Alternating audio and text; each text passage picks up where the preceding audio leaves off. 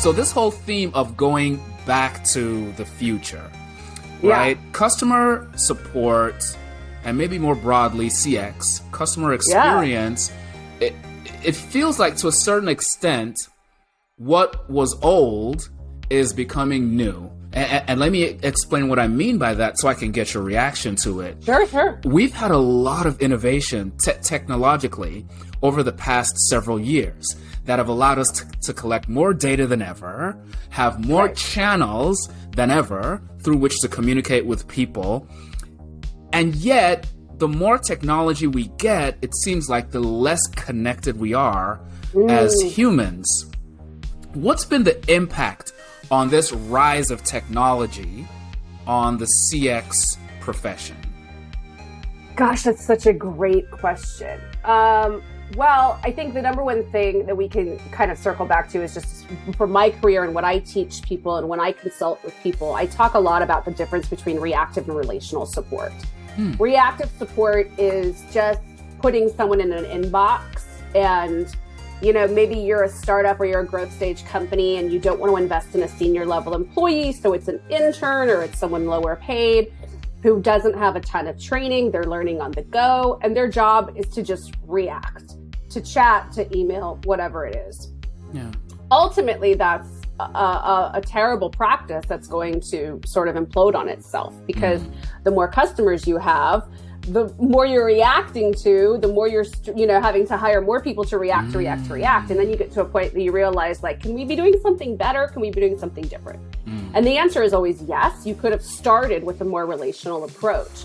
And by that, we think about, thinking about customer effort, thinking about self-service options, thinking about a super robust documentation, library, maybe videos and engagement, especially with that first set of like your first 10,000 users, being really, really relational with them and outreach. So not just waiting for them to contact you, but maybe that's more in the customer success realm of reaching out to them, making sure that they know that you're there, making sure that when you build an app or build a product, that help is easily accessible, that there's a big search box at the top that people can find their answers. So all of those things you have to plan for and, really map out and choose. You can't just I shouldn't say you can't just, because people do it all the time. They get to a point where they realize, oh crap, we didn't do this right. And that's typically when they end up hiring me to help. So, it's just one of those things. I'm trying to get the message out there. You can do this well from the beginning. And it seems to a lot of people that the more relational I am, the more personal I am, the more human I am, the more effort that takes, the more money that takes, the more, management that takes. But I also tell people all the time, language is free. Language is free. Wow. And we can do a lot with just changing our tone, just changing how we're relating to people through that communication style. You're on email, you're on chat, you're on social media. Some people now are on SMS or maybe using Facebook Messenger for support. Those are all language-centric mediums to communicate with people. So there's so many ways that I think that we can be better about just taking it back down to the human-to-human element. Remembering that everybody now has experienced a great dramatic worldwide trauma that a lot of people in service industries were deeply affected by. Wow. And there's more empathy on the line. There's more opportunities to be human without judgment. There's more opportunities for us to not judge our customers when they are maybe a little bit too human, right? And there's